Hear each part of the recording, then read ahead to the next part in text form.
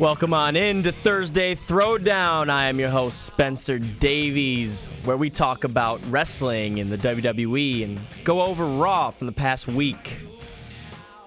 Of course, there was a lot of things that happened this past Monday. It was a very interesting Raw. Let's go over the recap here for Raw. Let's go to matches. Okay, Dolph Ziggler and the Usos took on Cesaro and Golden Stardust, and they defeated them. Bo Dallas defeated Mark Henry via countout. Brie Bella defeated Summer Rae with one arm tied behind her back. Jack Swagger defeated Tyson Kidd. El Torito defeated the Gator. Yes, that actually happened. Paige and Alicia Fox defeated AJ Lee and Emma. Miz defeated U.S. champion Sheamus. And John Cena defeated Seth Rollins, Randy Orton, and Kane via disqualification. Now, this Raw was very, very dry. I'd like to say that it did almost push me to change the channel. It was really bad in the middle. It really got bad. And the crowd was probably the best they've had this year so far, and they were just ruining the show with these terrible, terrible segments. But let's get into that later. So Raw started out with Seth Rollins cutting a promo, talking about how he wants to fight. He loves that he's in this triangle with John Cena and Dean Ambrose. During the promo, John Cena interrupts, runs down to the ring. Rollins tries to run away, goes over the barricade, and stares back at Cena through the crowd. And right next to him is Dean Ambrose, standing there. I love this character. He's just so good. So anyways, Ambrose end up chasing him back towards the ring. They end up brawling a little bit, and then Rollins, of course, escapes again up towards the stage. And Jamie Noble and Joey Mercury ended up saving Seth Rollins, as usual, because they're the new stooges of this era. And then the Authority ended up making a match later that night where John Cena and Dean Ambrose would take on Seth Rollins, Randy Orton, and Kane in a handicap tag match. So next was a six-man tag, as I mentioned earlier, with Dolph Ziggler and the Usos facing Cesaro and Starr and Goldust. That was the match of the night easily. All six of these wrestlers have great chemistry together. You can see a Dolph Ziggler-Cesaro feud in the works, and I think that that's going to be the best mid-card feud that they're going to have in their hands in a long, long time. It's going to bring relevance back to that Intercontinental title, and I see that being a great match at Hell in a Cell if it happens. Now, after the match, there was this really, really awkward segment. You see, the WWE's been bringing in these guests that have just not connected with the audience. The closest that someone's connected to the audience this year has maybe been Kevin Hart, but these pop culture icons that they're bringing in to try to mainstream the program have just not been working. Now, I realize they're trying to promote a great cause with Susan G. Komen Foundation for breast cancer, but your main audience and your main target audience is men, whether it be preteens to teenagers to even adults. And you're bringing in Kathy Lee Gifford and Hoda on the show. They came in, they were already in the wrong state of mind when they got out there, if you know what I mean. And they were so bad. They came out with Adam Rose. I feel really bad for Adam Rose because his character is just completely getting destroyed. They were being booed so much that they had to turn up Adam Rose's music to drown out the boos that were on television. It was a really, really awkward segment. I don't know why they're doing this. And they need to stop it soon. And next week, they're bringing on this other person that I've never even heard of, Nene Leakes, from the Real Housewives of Atlanta. Who? Who is that? I've never heard of that woman before. Yet, they're still trying to incorporate this mainstream audience. And it's making me very, very frustrated as a fan because they're trying to destroy my product that I love. But anyway, let's get to something a little better. Now, after that segment, a vignette aired for Bray Wyatt again. Obviously, you saw last week with Luke Harper that he said he set him free. He's ready to go. This week, it was Bray Wyatt setting Eric Rowan free and in the right state of mind, how he fixed him. Now, this is probably the most intriguing thing that they have going for them right now. We don't know where this is going, and if you do, please let me know. Either Bray Wyatt is going to end up being a manager for these two in singles runs, or Bray Wyatt could be getting new members for his Wyatt family. Maybe from NXT. I heard some rumors that it might be the Ascension. I would definitely be on board with that. I've heard there's been rumors about Kevin Steen, who they just signed from Ring of Honor. That would be fantastic. But this is the most intriguing thing they have going for them right now. And it's about time because Bray Wyatt's been horribly misused in the past 6 months. Moving on, Bo Dallas defeated Mark Henry by countout. Now, I liked how that was booked. That was actually some great booking by the creative team because you can't take him serious as a heel. He's kind of a tweener. And then you have Mark Henry just getting frustrated and more frustrated each week as they come. And that's clearly leading to a heel turn where he does his best work. Moving on, our boy Dean Ambrose comes back. He goes to the ring, cuts a promo. John Cena comes out. Talk about how they don't like each other. And Ambrose ended up leaving the building just to go get a hot dog, he said. Go ahead and get a Coney Island hot dog. So he leaves. He's literally seen on the subway. It cuts to the subway. You see him get on the subway, and it goes away. The entertainment value of Dean Ambrose is so amazing. I really feel that they really believe in this guy as a top star in the future, and they should because his mic skills are fantastic. His in-ring skills are fantastic. His charisma is fantastic. They need to capitalize on this. If they destroy Dean Ambrose with John Cena, I'm not going to be a happy camper. So the next thing that came on was Roman Reigns via satellite.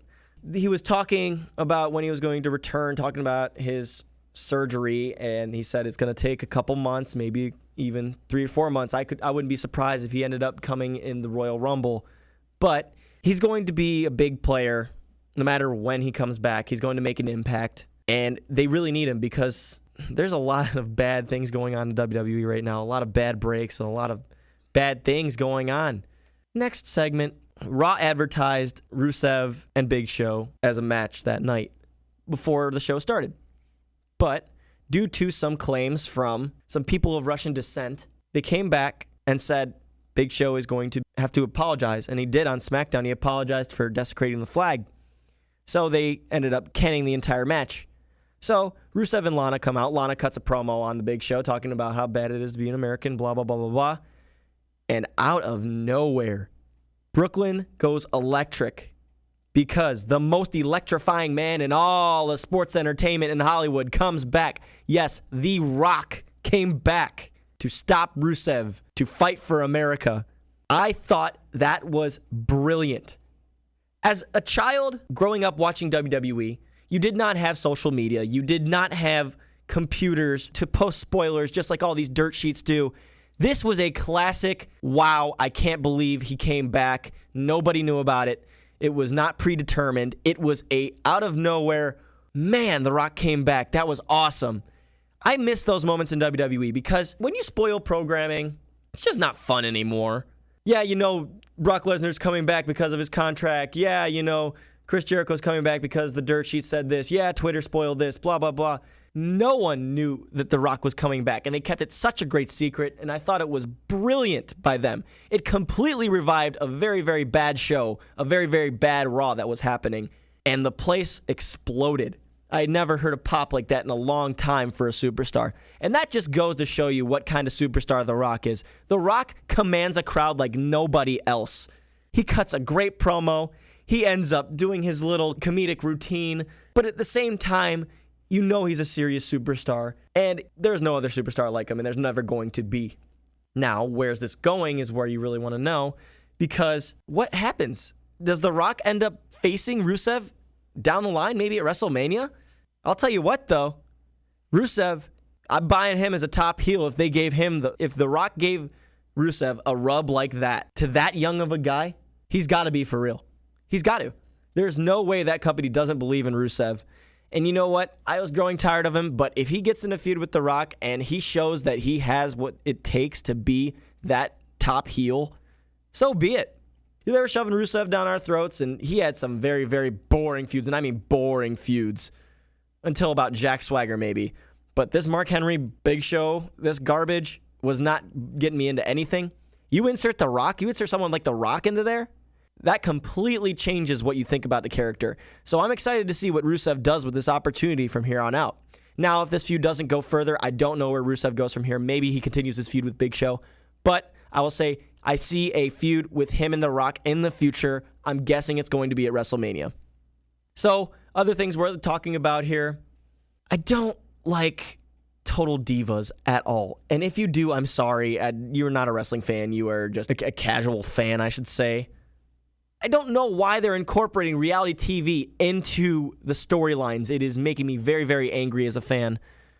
They had a match with Tyson Kidd and Jack Swagger, where Tyson Kidd is supposedly divorcing Natalya in the show, so they bring it onto Raw, and they ended up having him drop a match to Jack Swagger. I don't understand why they're doing this to Tyson Kidd. Tyson Kidd has great potential. He is a great wrestler. You've seen him down in NXT. He knows what he's doing and can cut a great promo. He's being horribly misused by the company, and I really hope that he turns it around, and it's not because of this storyline, because it is just terrible. Another Total Divas segment was with Brie Bella and Summer Rae. I don't even want to talk about it. That's how bad it is. I don't understand why they're using this when they have all this talent down in NXT, divas and normal superstars, that they could be giving all this TV time to. If you don't watch NXT, people, you need to tune in right now, because that program is the #1 wrestling program in the WWE right now, over Raw. It's a bit of a stretch. It could be, but you know what? They have some great talent down there. If you haven't seen Enzo Amore and Colin Cassidy, you need to watch them right now. They're like the new version of the New Age Outlaws. They are just entertaining, a mouthpiece, and a guy who can wrestle, Colin Cassidy. They've got excellent main event talent in Sami Zayn, Adrian Neville, Tyson Kidd. They've got Tyler Breeze down there. They're grooming this man named Baron Corbin, and he looks great. Tune in to NXT, people. Then you will see a real wrestling show and what Raw should be in the future. And the future is looking very, very bright in that sense. The show was completely dead until The Rock showed up. But at the beginning, it did see a lot of cheers for Dean Ambrose, and for that 6-man tag match, that was just fantastic. So let's talk about the main event a little bit. It was a good match. It was John Cena versus those three, so obviously you can't stretch into too much. Well, the usual thing happened, Dean Ambrose comes back. He comes back with a hot dog stand from Coney Island, and Kane and Orton end up coming down to the ramp after they see this distraction coming. Ambrose takes 2 bottles out of his pockets. It's a mustard container and a ketchup container, and he sprays both of them in the face. It reminded me of a less vulgar version of the Attitude Era. And that's what Ambrose has been doing. He's been captivating you. He's been bringing you in with some fresh material. And although it's not, beer trucks, and it's not all these kinds of things that have to do with TV 14 ratings, it's still bringing you in, and it's making you laugh. Like he had that segment with Rollins last week where he sprayed him with slime, and now he's spraying Kane and Orton with these ketchup containers and mustard containers. It's just great. It's great television, and he's really captivating this audience, and he's getting over with the audience. Now, at the end of the match, since John Cena won by disqualification because all 3 of them were basically gaming up on Cena in the middle of the ring, and that's when Ambrose came back, the Authority announces at the very end of the show, Dean Ambrose and John Cena will have the opportunity to get their hands on Seth Rollins inside the Hell in a Cell. But they have to go through each other first in a singles match that night. I thought that was a brilliant decision by creative. I think that Ambrose and Cena are going to tear the house down. I think that's what the pay-per-view is going to open with, actually. And they're going to really, really have a good match with each other because Dean Ambrose, like I said, his ability in the ring is fantastic. Cena can hold his own in the ring. I don't care what anyone else says. He's not a great character, but he can hold his own in the ring. I see this match getting somehow disqualified in some way. I feel like it's going to end in a no contest, and then after that, all 3 of them are going to duke it out in Hell in a Cell, and I think that's what's going to happen. And you know what? I like it. I do like where they're going, because where else is Cena going to go? He's got nowhere to go. Brock Lesnar is not involved in Hell in a Cell. And main events with non-title shots have happened before. You remember Dolph Ziggler versus John Cena at TLC a couple years back for the Money in the Bank contract. So I think it's still going to be a great pay-per-view. Anytime you have Dean Ambrose and Seth Rollins in a possible main event with each other, that is going to make you a lot of money, and it's going to be a fantastic match. Well, that's about all the time we have this week on Thursday Throwdown. I'd like to thank you for joining me, Spencer Davies, for recapping and talking about everything wrestling in WWE. Be sure to tune in next week when we recap again another Raw. Thanks for listening. Everyone have a great day.